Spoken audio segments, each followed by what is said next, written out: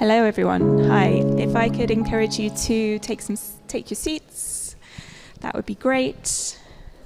I'm going to assume we've got an online audience back on.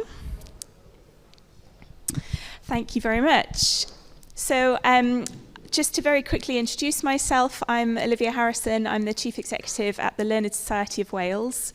Very aware we've got lots of colleagues from Ireland and Scotland that might not know us very well. So just to briefly say, we are Wales's National Academy, very similar to the Royal Society of Edinburgh and the Royal Irish Academy.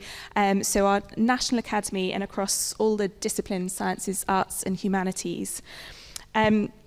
We have over 700 fellows whose expertise spans all areas and include leaders from across multiple sectors as well, including academia, but also industry, public life and the third sector. Delighted we've got some fellows here today and hopefully online. And they all have a connection to Wales, but are actually located across the world, including, of course, in Scotland and Ireland. I'd be delighted to have a chat to anyone that wants to know a little bit more about the Learned Society over lunch, or if you're online, you can look us up. But we have four kind of main themes of our current strategy, and they are making an impact, fostering collaboration, so delighted that the Celtic Academies Alliance is part of that, growing talent, and promoting inclusivity. So I'm delighted to be chairing this panel on EDI because EDI has been a major priority for us at the Learned Society. We've done substantial work in this area. There's still lots more to do, but our ambition is to represent the diversity of Wales as a national academy. So both in the makeup of our fellowship, but also in our external work as well. So, for example, through our inclusive, open-to-all early career research and network. So, work we've done to improve EDI in the society, I think will have lots of parallels with what we're going to be discussing today. But rather than me talk any more about what we've done, we've got an absolutely brilliant panel of four people with really diverse experiences that I'm really looking forward to hearing from in this next session. So, moving on to our brilliant panelists. I actually, in looking at their bios, and thinking about their introductions, decided to contact them and ask them to introduce themselves. Not because I'm being lazy, but because it struck me that this is a subject and their vast experiences are going to give us some really interesting insights on this topic as we start this panel discussion. So I will introduce you all briefly so people know who you are, but I'm also going to then hand over to them to start this panel discussion by asking them to explain a bit more about their career, their experiences, and all under this very interesting topic of EDI in research culture. So, to start us off, Dr. Emma Weinel is Associate Dean of Equality, Diversity and Inclusion for the College of Biomedical and Life Sciences and is a reader in neuroscience at Cardiff University and one of our fellows. Emma is a multi-award-winning science communicator and educator. There are a lot of awards listed here, but the most recent one is the Society of Neurosciences Educator Award winner 2024. So Emma, I'd like to hand over you to start. If you could explain to us why EDI is important and some of your experiences, and then we'll carry on with our other panelists. Yeah, sure. Thank you, Olivia. Hello, everybody. It's lovely to be here. I've never been here before, so it's very exciting. As Olivia said, I'm Emma. I wanted to kick off our discussions, and we've been asked to just prepare 5 minutes, by giving you a bit of context to how I got involved in ED&I in the first place. So I actually started off as a biochemist and transitioned to a neuroscience PhD. And I didn't know what a PhD was until my second year of my undergraduate degree. I come from a family who don't have that academic experience or background. And my PhD was in Huntington's disease. I know we've got some psychology, neuroscience angle on the panel today. And I loved it. I really enjoyed it. It was very laboratory based. But I did get a little bit tired of looking down a microscope, if I'm honest. So at the end of that PhD, applied for some funding from the Welsh Government via Health and Care Research Wales to translate those findings into the Huntington's patient clinic. And as a scientist going into a clinical environment, that was very interesting. It also meant that I probably had a little bit more time, perhaps than some of my clinical colleagues, to talk to families who were impacted. And something that really struck me very early on was that people were being diagnosed with a really devastating hereditary neurodegenerative condition. And they wanted access to information. They wanted to know what research was going on. They wanted to know, how close are we to a treatment? And they were stumped because they couldn't access many of the papers. They were hidden behind paywalls. And you know what? Even if they could, they were written in very academic language that wasn't inclusive. And that meant that we had lots of patients who wanted that information. They were crying out for it, but they couldn't access it. So that sparked a big kind of career angle for me, I guess, on science communication and education. And then the other side of that I wanted to reflect on was that once I finished my fellowship, I ran out of funding and transitioned to what we call in Cardiff a teaching and scholarship focused lectureship. Because, we've all got bills to pay, and that instability for me, I found quite challenging to deal with. So I started my lectureship in 2019, and I have progressed through that. Now in my Associate Dean for ED&I role, we'll probably pick up on some of these points, but it's a really interesting role. I think some of the ED&I angles around the type of people and who does that ED&I work, who that falls on the shoulders of, is something that we'll pick up. And often we find that's the underrepresented group. So I do lots of work in allyship training to try and help with that. But that hopefully gives a bit of background for you. Thank you. Thank you very much, Emma. Okay, moving on to our next panellist, we have Ben Tatler. Ben is Dean for Research Culture at the University of Aberdeen.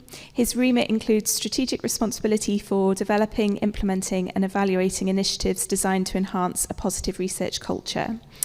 He's been working in Scotland since 2004, first at the University of Dundee and now at the University of Aberdeen, where you joined as a professor in the School of Psychology. And it says here that you've been involved in 3 REF exercises. So I imagine that's going to add some useful insights to what you're going to tell us. So over to you, Ben. Great, thank you. And thank you very much for inviting me to be a part of this today. So in preparation for this talk, because I'm quite new, so the Dean role that I have is quite new. It only started in March. So I'm quite new in this space. So what I wanted to do was reach out to colleagues across Scotland and find out what's going on across Scotland. So I emailed widely across Scotland, and I was really impressed at how many universities got back to me. Not only that they replied, but how much information they shared. Far more than I can now possibly tell you about, unfortunately. But I want to pick up on some of the themes that came from those emails that I got back from across Scotland. And one of those is when we're thinking about this EDI and research culture, we're building on an awful lot of work that's already happened in the sector around EDI. Because we've been thinking about the role of EDI in research for a long time, thanks to things like Athena Swan and the Race Equality Charter. And I think the challenge now is not to make EDI and research culture something additional, but to make sure that we map those things together so that they integrate properly. And something that came across from several universities that got back to me is the importance there of working with HR, and we've already talked about that today. That they are often the experts who hold the data that we need. And so, but they haven't necessarily always in all universities been dialed into the research process. And so there's a piece of work for us to do there. The other thing that came up a lot was the idea of recognition. And again, we've talked about this in the previous panel, that there needs to be recognition in lots of different ways of the importance of this work. There needs to be recognition from senior leaders that this is something that we want to invest in, that we want to devote resources to. But there also needs to be recognition at all levels that culture change is something that we value. And it's something as well that takes a long time to achieve. It's not an overnight fix. So I think those sorts of things are really important. And I think we see the building blocks coming together for that in terms of lots of universities are putting together research culture teams that span multiple parts of the university. They're appointing research culture leads, EDI champions, and now of which I'm one of them, kind of academic leads that are devoted to research culture. And I think that's a really positive move for moving us forward here. But it also means that recognition piece that we've touched on today about truly recognizing things like citizenship, things like team contributions to research, and really recognizing the diversity of ways that people contribute to the research ecosystem. Okay.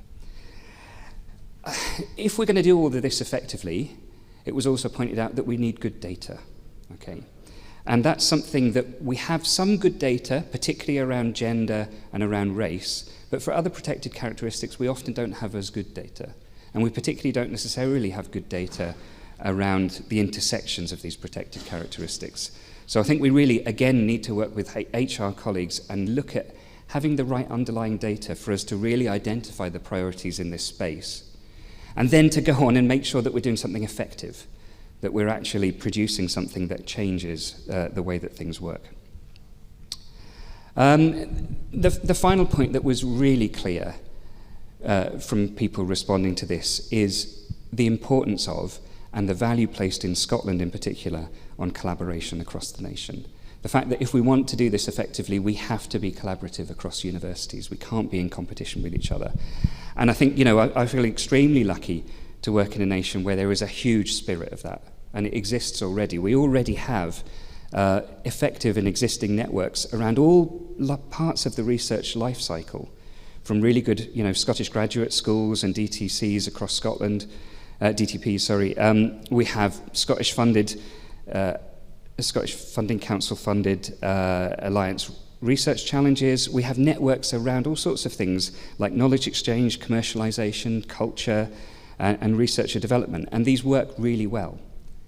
We also have really engaged, funders and National Academy who want to play a part in contributing to what's happening across the nation. And I think we sit in a really good position, and that's supported at the moment by 2 sector-wide posts that are about coordinating all of these activities. And these are Orla Kelly, who is our Knowledge Exchange and Innovation Collaboration Manager, who works across all of Scotland, and our newly appointed Francis Madani, who is our Scottish Research Cultures Collaboration Manager. So we've got these cross-Scotland posts that can really help us achieve this work. So I think we come from a good starting point here in terms of making this happen. Okay. Thank you very much, Ben.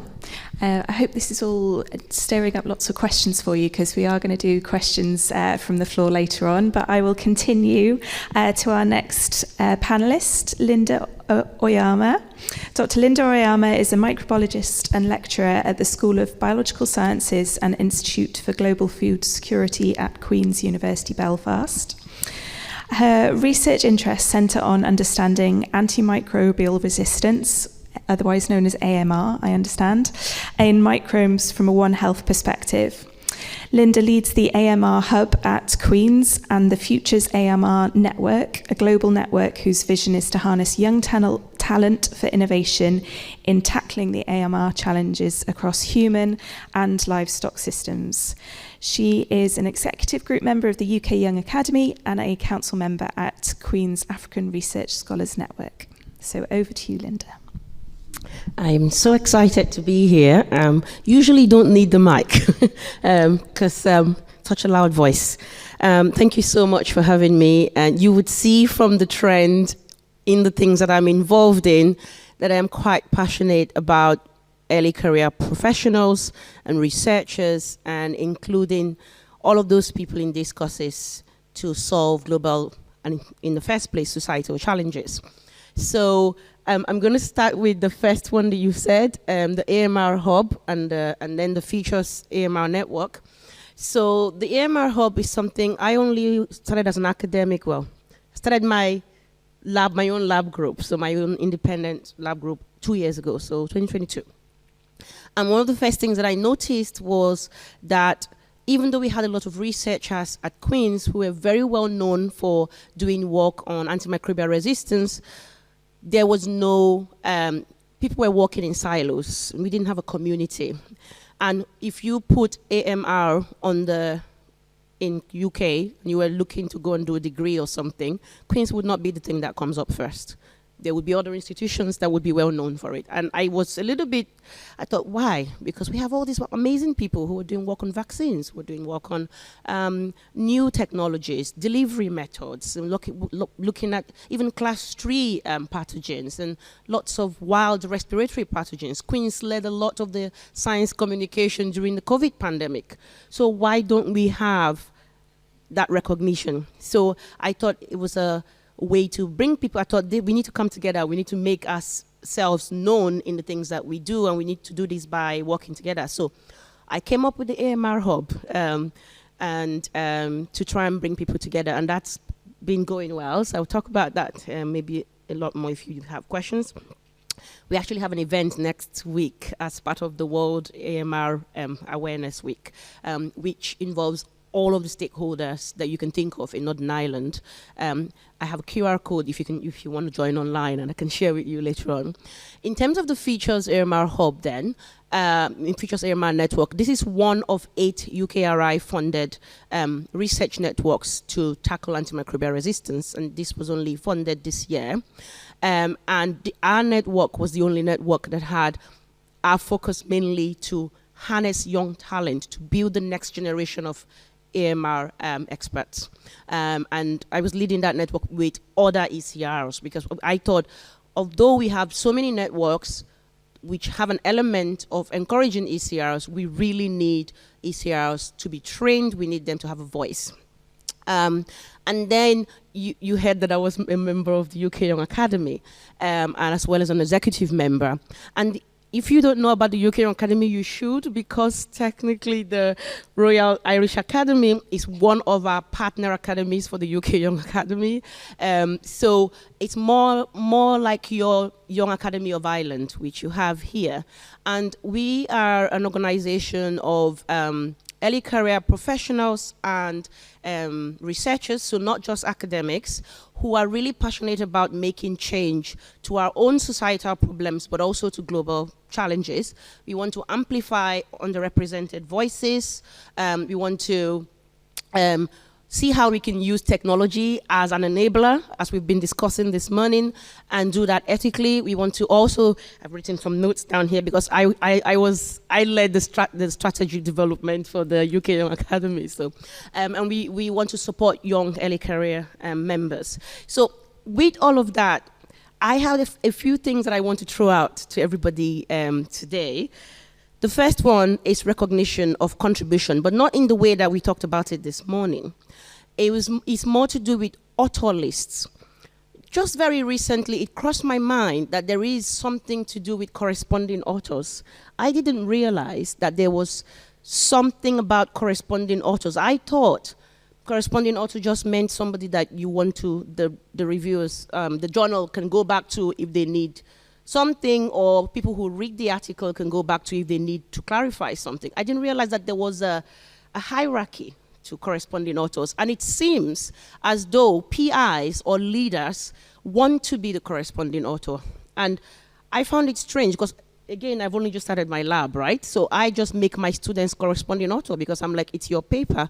You can add me as a second one if you like, but you're the corresponding author. So I think there's a discussion there. The other thing is the double standards with journals. We keep saying it's not about the impact factor and so on, but every single time in the same breath we talk about, oh, don't publish in Frontiers, and oh, MDPI are not great. I know that they have reputational issues because of some of the things that we've seen, but Nature also has reputational issues in some of the things that we've seen. And so I find myself as an ECR person in a pickle because I get people asking me from NDPI's brilliant scientists known in my field saying, we have this special issue, we would want you to contribute to this. And I'm like, I can't, because if I did, it would be frowned upon. It would not be looked up as a good paper for my next promotion. So, or Frontier says, will you join us and do a research, what do you call them? Research title or research, what do they call those things? Abstract. No, the Special issue, thank you very much. They say, can you help us with a special issue? And I'm like, I can help you with a special issue, but I can't contribute a paper to that because maybe it wouldn't be so. So I think that's double standards, because if you're reviewing for these people and you're doing special issues for them, why can't you publish with them? The other thing is salary. You touched on that very briefly. In our ECRs, we give the same salary to somebody who's single and somebody who has family, and they're both doing PhDs. I was struck with awesomeness and shock when I saw the package that my Marie Curie student was getting. And I'm thinking, why is all of the UK or I don't know what it's like in Ireland, why are we not doing the same?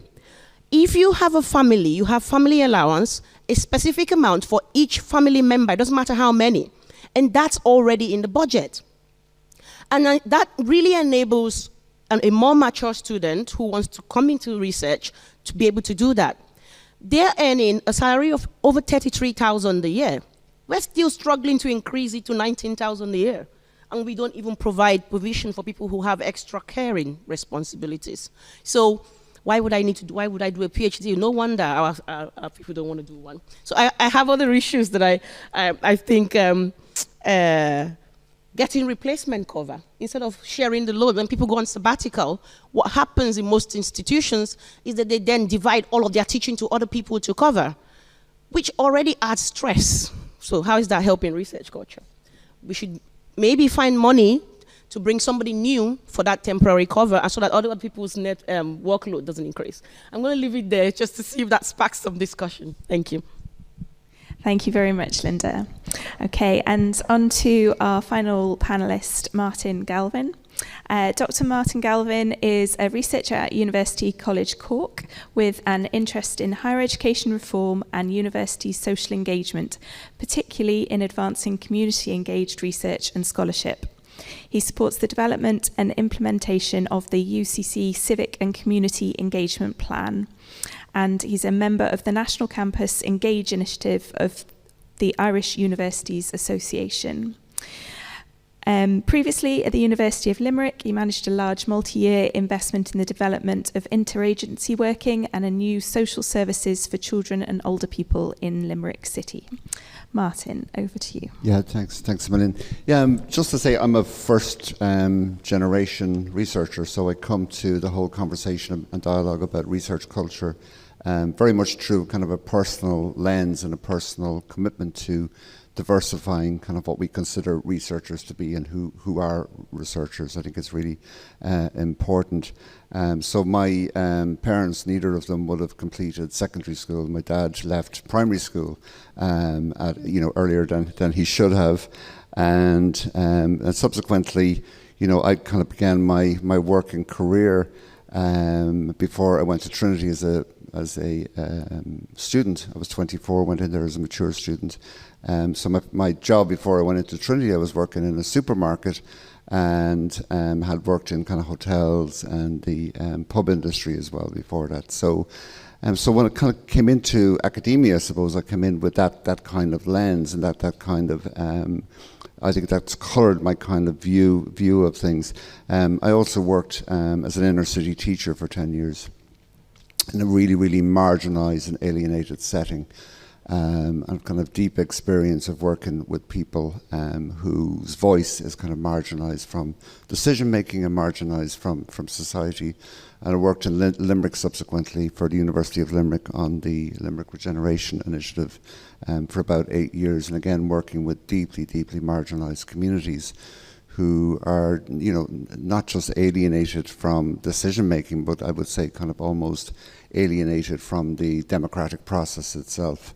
So that these experiences, I think, really colour kind of one's view on how you approach academia and how we approach research. So I think people who are attracted to the world of research culture and EDI, we come with our various different lenses and our diverse experiences. And I suppose what that has shaped for me is this view of EDI and the research culture conversation, particularly around how we can broaden out what we consider research to be and who leads research and the kind of power balance behind research. So, research is often something that's done to people. The kind of approach I would take and advocate for is one in which is done with people. But I also think increasingly it needs to be something that's developed within society, so that the capacity to understand research and what research is, we build those competencies within society. And it's important. I currently work in the University of College Cork, the head of research culture, impact and engagement there. But as part of that role, I'm also an expert advisor to the Council of Europe. And the Council of Europe, for those of you who might not know, is one of the largest human rights organizations in the world. It's the place where the European Court of Human Rights is housed. And I work on a body that advises all 36 ministers of education the countries that are members of the Council of Europe. And one of the big conversations that we're having with the ministers for education and those responsibility for influencing higher education policy is around the concept of kind of building democratic competencies. So it's really important when we think about research culture to also think that, about democracies. Like, democracies are under threat. Research systems in higher education students are a very important part of democracies. So we think about democracies being under threat. Knowledge is under threat. How knowledge is developed in kind of a post-truth kind of environment is really, really been questioned and challenged, and particularly with the rise of the populist right wing, not just in Europe but across the world, and we've seen the American election recently as well. So I think we need to kind of frame our research culture conversation as wider context of what's happening in research, but also what's happening with democracies around the world. So a really, really important part then of the inclusion conversation is around democratizing science. It's about ensuring that we're bringing more and more people into the scientific process and that they understand science. An important part of that then is kind of what we call decolonizing science, so that it's actually opened up and accessible to more and more people in our populations. And another great concept that I love is the whole concept of epistemic justice. When we think about epistemology, which is kind of the engine behind research, and it's the knowledge creating engine, how can we democratize epistemology? And this concept of epistemic justice is really, really important. And from my kind of background and experience, I think that questions of justice in research is about who we're including meaningfully in the conversations about research, but also about research culture. And the power is very much with researchers. But how can we kind of extend that, broaden that, so that the ownership of research processes and research systems and the research itself actually recognize and includes the most excluded, the most marginalized, the most alienated. So we think about people of color, people with disability, all of those various categories, and people with socioeconomic disadvantage.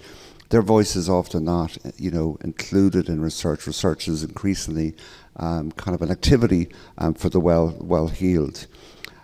Also, another question I would have is, how are we shaping the research process, and who shapes the research process? I think we really need to change the narrative around that, because it's usually academic priorities that kind of dictate and determine the research process and what gets research. And we really need to bring in the viewpoints and the involvement of underrepresented groups. So this kind of whole question of accessibility is really, really important. Often we have people who make huge contributions to research, but their contributions to that research is considered data from our research participants. And it's kind of a demeaning way to really, to kind of frame people who make the research possible. So when we tapped into that lived experience of our so-called research participants, the outcome of that is usually data. So I think we really need to broaden the conversation around what we consider outputs, so that we really, really reflect the contribution of the people who help us accumulate the research knowledge. And I think for me, the question about research culture is around, what is the next culture of research? And I think it really needs to be about inclusive excellence and this conversation about research with and within society, and democratizing science is essential to that. So I think, when we think about things like diversity, I think we really need to be thinking about public and citizen involvement in research, how we can connect the research system to civil society, to the public, to citizens. It's never been more important if we want to preserve our democracies. And how can we really build resilience, within the research culture, within the research system, so that we increase that kind of level of trust in science. If we don't do that and we don't involve the public and increase that connectivity with the public, with citizens, science itself starts to become undermined. So they're kind of my reflections and thoughts. Thank you very much, Martin. Thank you. Actually, I think you posed some really good questions there that I was going to come back to the panel on before we take questions. And that is about, research outputs and how can we make them more inclusive. I think everyone, certainly Emma, I remember you talking about, the patient experiences and their inability to access the research that they, were searching for answers for, and others have mentioned this. So perhaps as one discussion here before we go out, I could get your thoughts on answering that question and those that Martin just posed. So Emma?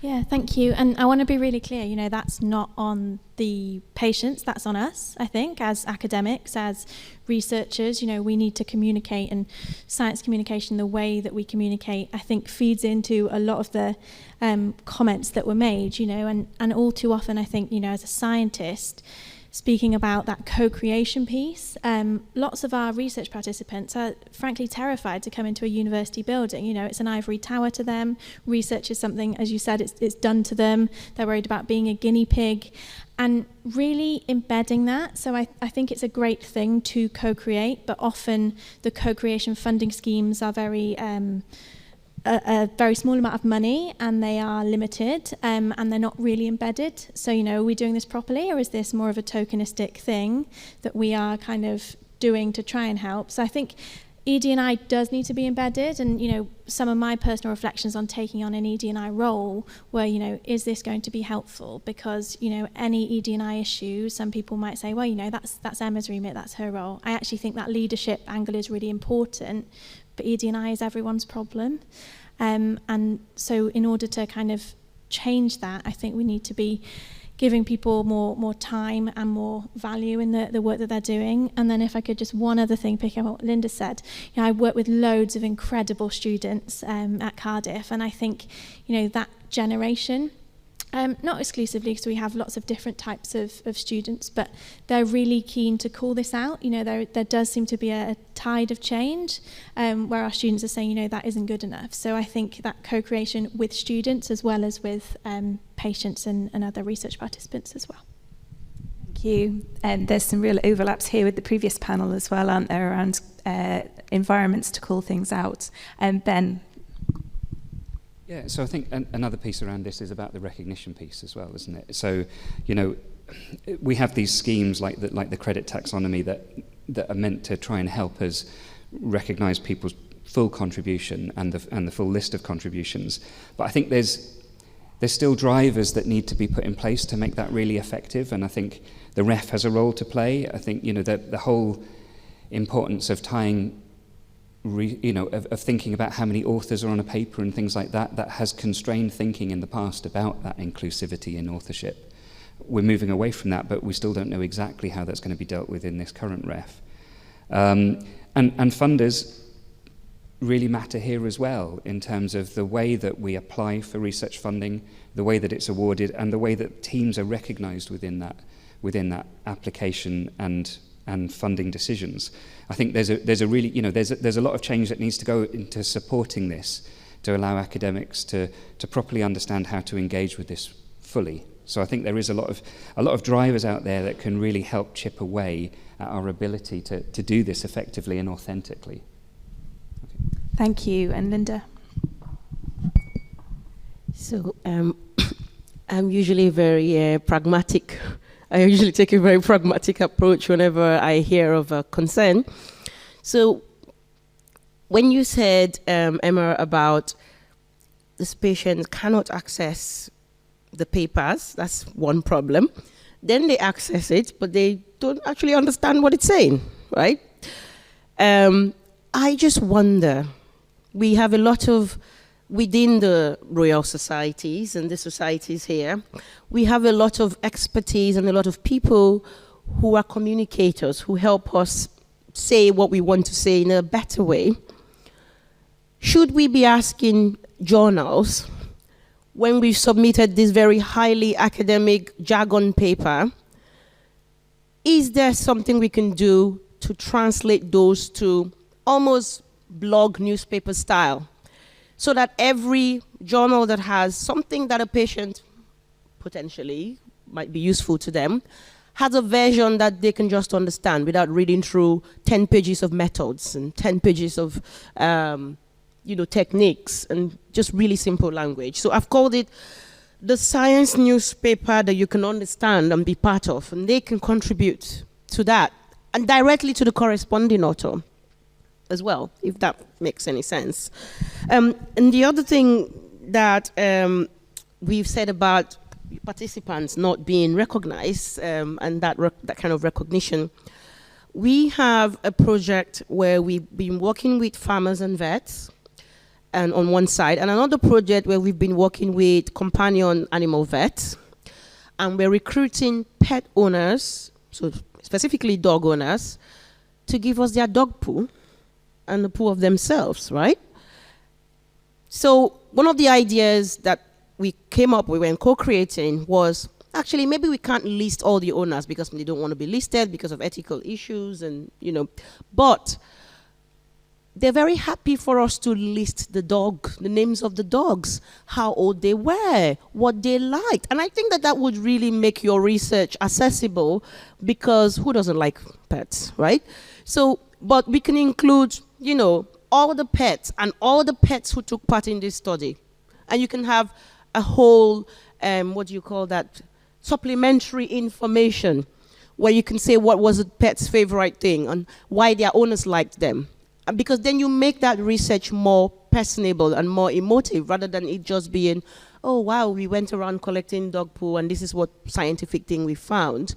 So I think that there could be small practical ways that we can incorporate some changes, but I think sometimes we always think of it that it has to be something really big, but we can start to take very small steps and to doing this. Thank you. Emma, I know you wanted to respond on the communication. So, just on the journal point, lots of journals do have kind of lay summaries and videos. I think that's really interesting. By the time you kind of finally got the thing published, they ask you then to do more and more.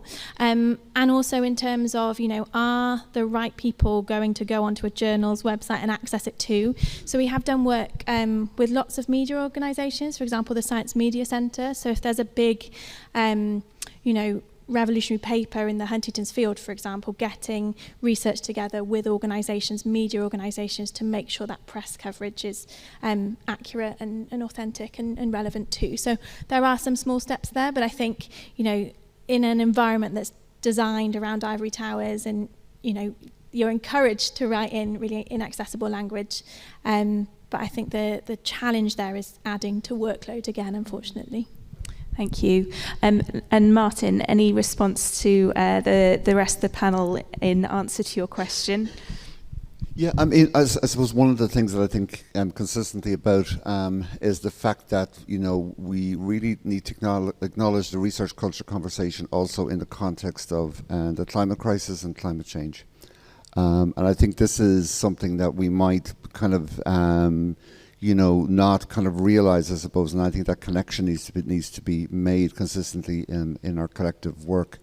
One of the things I've noticed, I'm part of a group that's working with a group of presidents from around the world who find themselves in frontline situations where they're deeply affected, them and their institutions, by climate crisis. So it's kind of universities on the front line, and it's sponsored by the Open Society University Network, which is funding from George Soros.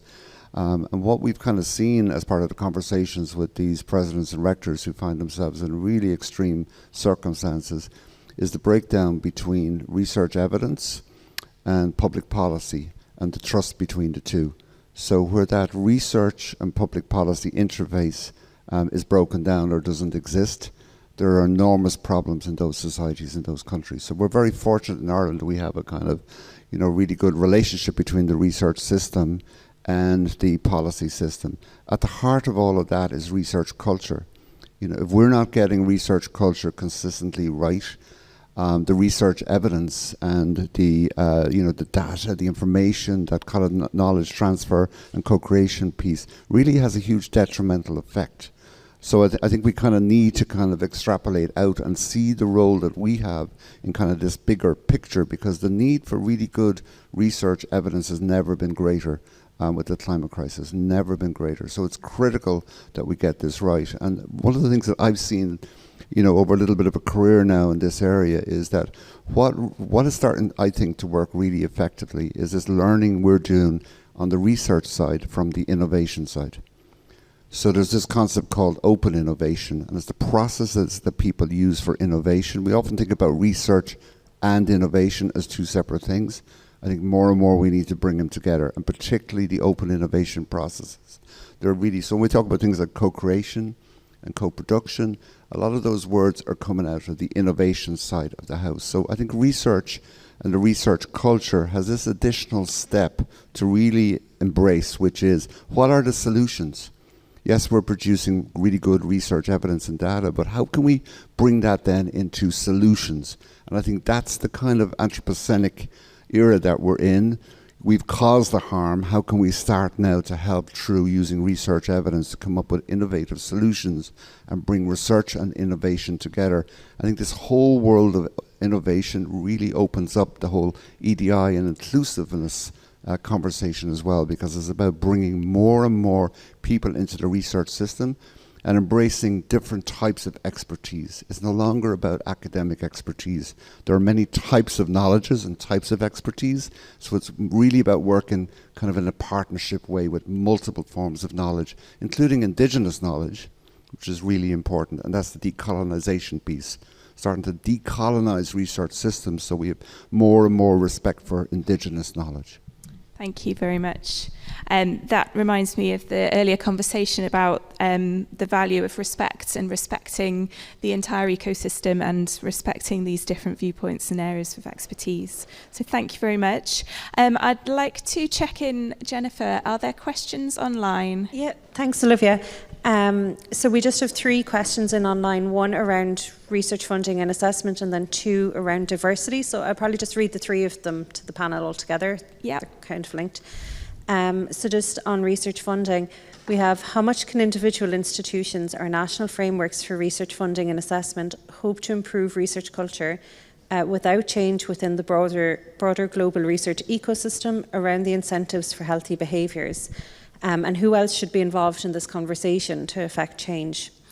And then we just have two questions in around diversity. So, are changes in diversity in your nations more widely influencing your work?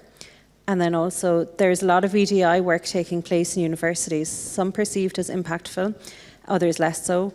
My question is, what one specific initiative or practice do you think has the most positive change for the research community? And where should focus be placed moving forwards? Wow, okay, thank you very much. Ben, would you mind, I'm just giving you pre-warning that to ask you about the research assessment question, but while I then give you a chance to have a think, perhaps I'll ask the others about the 2 diversity-related questions. So either your perspective from your nation, or I think it ended with what would be the one thing that you think has made the difference. So anyone in particular? Linda, you're nodding.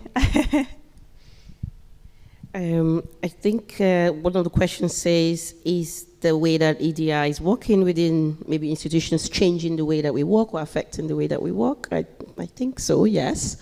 And I think it will, whether that's positive or negative. But I think in answering that sort of question, one of the things that crosses my mind whenever we talk about inclusivity or equity even, because these days it's not just about equality anymore, is that there is a fine line between being inclusive but allowing inclusivity to make other people suffer.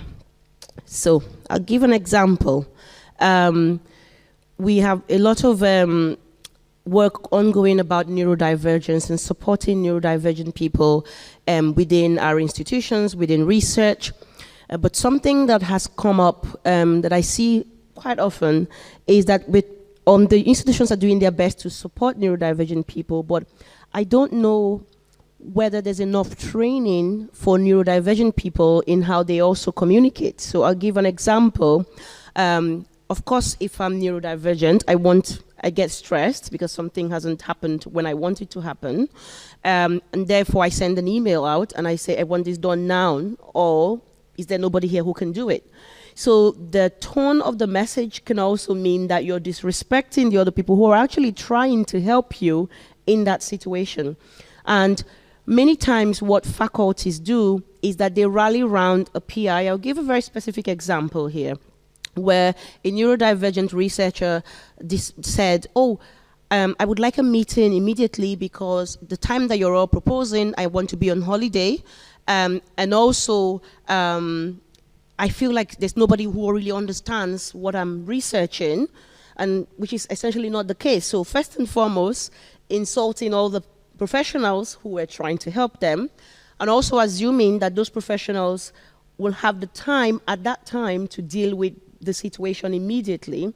And even though the professionals were called and said, could we do something about this so that the person doesn't get too anxious and doesn't break down, there was really nothing that was done to try and rein that person in and say, okay, there could be better ways of saying this, there could be better ways. And that's a training that we need to give in support to these people, if that makes sense. Yeah, that does make sense, yeah. Emma, I'd be interested in your reflections on that and the broader question as well, because I know in your introduction you mentioned the challenge of who does the EDI work and who is the work falling on in terms of making these changes. Yeah, so I think a lot of that is around expectation setting and training for everybody as well. So I'm always very conscious in all of the ED&I work that I do that I bring my own view, my own lens. So we talked about co-creation and talking to different people and having those discussions in a really open context and not being afraid to say, please tell me, challenge me, and that's okay. I welcome that, and I'd like that. And then the other question was who does this work? So, lots of ED&I work is done by people who have personal experience, who are really passionate. That brings its own challenges as well because of that individual lens. But I do think it's about people who maybe don't identify as coming from a particular group, saying, actually, that's really, really important. So the nation's question as well, I want to mention the Welsh Government's Anti-Racist Wales Action Plan as well. That's a specific example of a government coming into play in the ED&I space here. So I do think it is about, those people who, when ED&I is mentioned, kind of just walk out the room, or they say, we're on to ED&I now, I'm going. And it's those people that I really want to change the mindset of. That's a really hard task, but we can do it, I think. Thank you. Martin, any views from an Irish perspective on those questions? Yeah, I like the question on what's working well, what can we do, what's high impact. I think in Ireland we've developed this really extraordinary, I think, international exemplar around engaged research, and that term is really, really important because what it's done is it's created this whole field where lots of different researchers who are doing collaborative research with and within society have all found each other and coalesced and are starting to work together as kind of a wider interdisciplinary and transdisciplinary group. And it's really important because this week we were with a group of colleagues from Spain whose, not just their university, but their entire region is underwater. And we're seeing this more and more. A colleague last week came back from Mexico. Her region's been underwater for 2 months in Mexico. And this is across Africa. It's now coming to Europe. So it's critical. I think when we find our universities underwater, we're going to start to say, how can our researchers and our research systems get out quickly and mobilize and start to do research, not with, but also within society? We need to be mobilizing our societal partners, our citizens and publics to understand what research is and to build their resilience to gather evidence develop. We had a long tradition of action research in Ireland, a long tradition of it. We kind of forgot about it, but I think through the engaged research approach now we're coming back to that. And that's about mobilising our research systems for action. It's never been, and when we find ourselves underwater, it's going to start to focus our minds. So I think we've got this wonderful gift that we've developed in Ireland. We have colleagues in our European University Alliance, which is 10 other universities, and we're working with 10 cities. And we've adopted this common declaration with 10 top European cities and universities working together. And we've developed a declaration around engaged research. So we're bringing it into the other 10 universities, 10 systems coming out of Ireland. So naturally within engaged research, EDI is fundamental to it. Inclusivity is how it works. We work in a co-creation, co-production, multiple voices, partnership way, working in a deep way, not surface level research, so scaling deep rather than scaling up. Really, really important concepts in the world of engaged research. So I think we need to build on that, develop that, and really orientate around policy and SDGs, climate crisis. Thank you very much, Ben. But please feel free to comment on the other question as well. But your reflections on the research assessment question would be great too. Yeah, I'll just say something very briefly about the other things that have been talked about, which is I think if we could do one thing really well as a sector, from my perspective, is I'd like us to work on psychological safety. And that is, giving people the opportunity to bring their whole selves to work and to talk openly about things. We're still in a situation where lots of people don't feel comfortable disclosing or talking about disability or neurodivergence. And I would love us to get that piece right. Because if we could, then a lot of these other issues would be much easier to deal with. So I think as a sector, I would love us to try and work on that collectively. But that wasn't my question, was it? So the question was about how much can one university or one funding body do about what? About changing the way that we assess things and about our research culture? I'm now not quite remembering the question properly.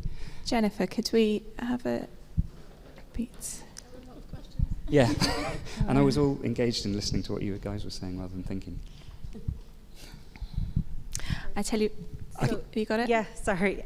So how much can individual institutions and national frameworks for research funding and assessment hope to improve research culture without change within the broader global research ecosystem around incentives for healthy behaviours?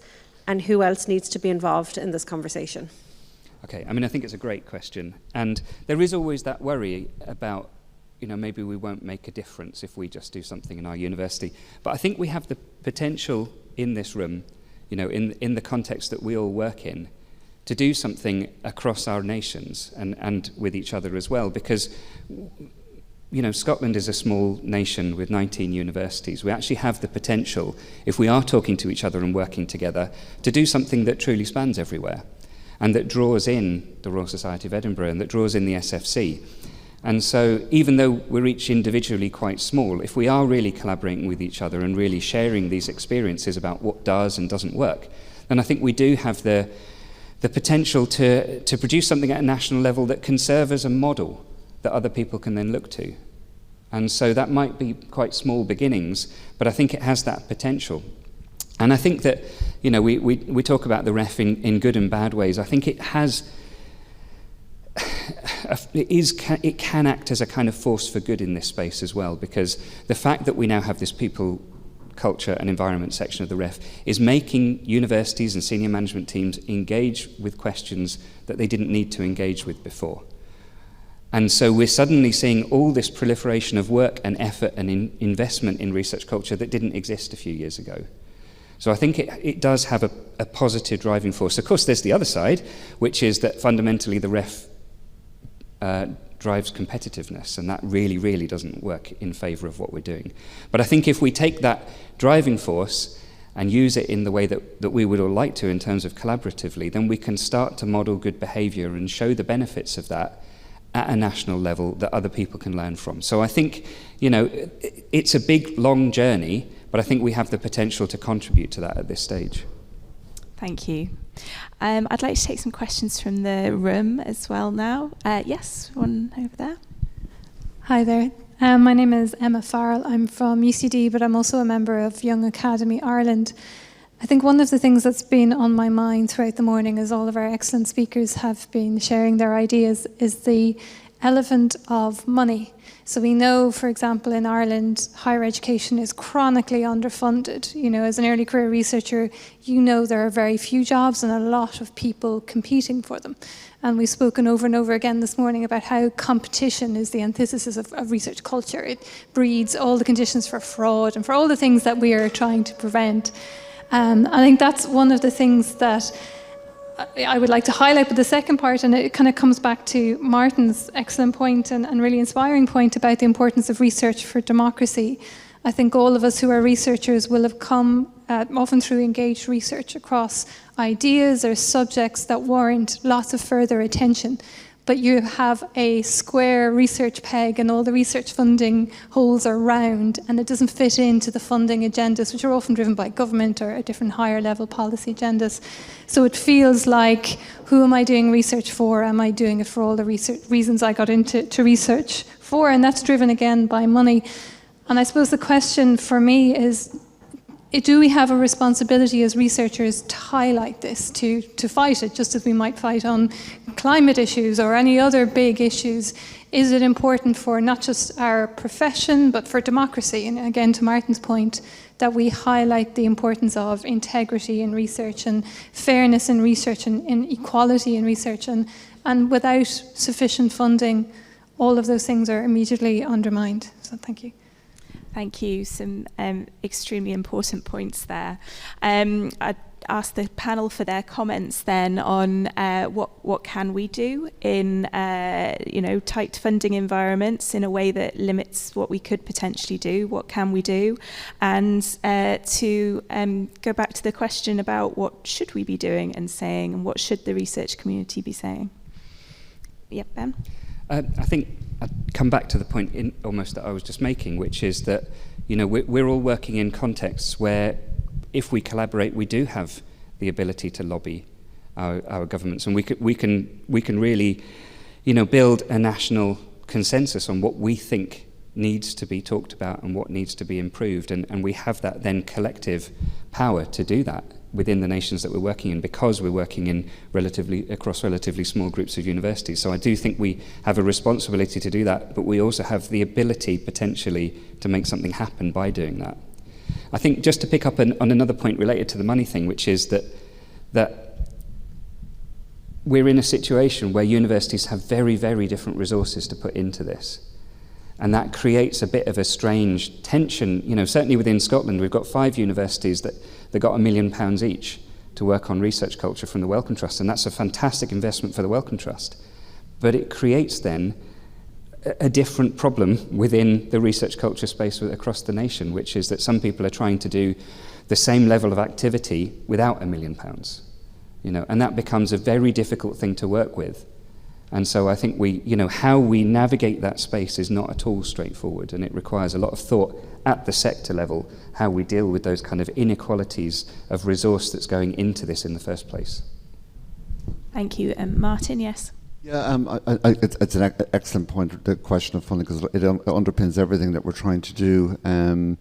We've actually set up a living lab in University College Cork to understand kind of research culture transformation, and one of the things we're working through is the sustainability of research financing and try to unpack that.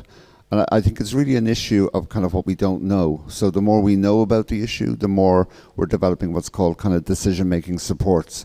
So what we're trying to do is really get a sense of that problem and articulate out what the issues are. So we're using this whole co-creation process to do that. We recently presented on it to decision makers at the European Universities Association Funding Forum in Helsinki, where we kind of showed the processes we're using to understand that exact question. So there's a lot of dimensions to it, but I think that the big one you've kind of referred to, which I think is really, really important. You know, a lot of researchers, I mean, these days they don't get out of bed for under 300,000 or kind of, you know, for a work package on a Horizon Europe grant, you know.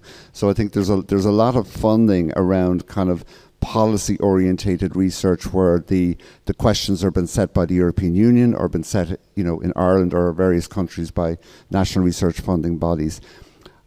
the big question is, like, how do universities with their own stakeholders, their own local populations, set their own research agendas? And this is a wider question then of academic freedom and academic independence, because if we're not preserving the independence and the academic freedom to fund the research that we want to do as independent institutions with our research stakeholders, then it's a slow erosion of that kind of academics independence and academic freedom. So I'd like to see much more small, yes, the big funding, we need that, that's big science is important, but we also need small science. We need small seed-funded projects, 10, 12,000 euro, that allow us to work with smaller groups of people, civil society organizations, and fund people who are traditionally marginalized from the research ecosystem. So as part of our welcome funding, we're setting up a community-led research scheme, which we're putting funding with small civil society organizations, where they set the research question and they support and fund the researchers to work with them. So shifting the power balance. So we're trying to experiment with that and to see if that will work and to capture the learning from it. But I think it's fundamental then to why people come into research in the first place, that they've got independence over what it is they want to research.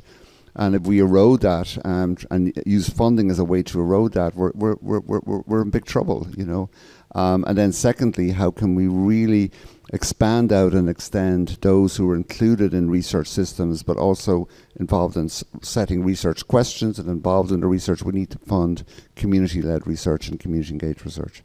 Thank you. I am very mindful of time and that everyone is waiting for their lunch now. So I am going to ask Linda and then Emma for any final thoughts on that question or anything to wrap up and to keep it as brief as possible. But your final thoughts, please. Yeah, thank you for asking the question. So I think the young people have some work to do. You're from the Young Academy Ireland. I'm from the UK Young Academy. You're one of the fellows of the Learned Society. And in England, they do some research where they look at what's the living wage, what's the expenses that you need to be able to run a successful career, what's the expenses that you need to be able to run a lab. Maybe we already have those in the Celtic Alliance. Could we go back and look at that data and see, can we begin to use the information there, or can to influence government in terms of, okay, this is actually how much you need to be putting in here, the barest minimum, rather than that being set for us by research that has been done elsewhere. But also, you talked about the academic freedom. The European Young Academies, together, the UK Young Academy worked with them. They came up with the Stockholm Charter of Academic Freedom. How are we translating the voices of these young people in what they define as academic freedom into our policies, and how can the more senior people help to amplify what the young people are saying? So I think that we too can be a key to our own solutions if we can all work together.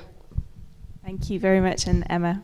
Yeah, I think finances is a huge factor, and costing research properly. We've all been in those positions where, you've got a ceiling and you've got to get it in under budget. And this is easy to say and really difficult to do, I know that. But saying, actually, this isn't enough money to do the project that I've proposed. So therefore, I'm either not going to put in for that or I'm going to pare it back. I think funders have a lot to do there in terms of their expectations as well. I'm sure we've all had that feedback. This isn't an ambitious enough project for, the £1,000 that's available, for example. So I think we all need to do that, but we genuinely all have to do that, because it only takes a few people to under cost to then, that all falls apart then. So I think costing research appropriately is really important. Thank you very much, Emma.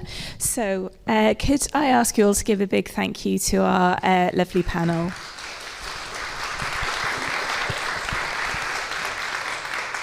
Thank you very much, everyone, or diolch yn fawr, as I should say in Welsh.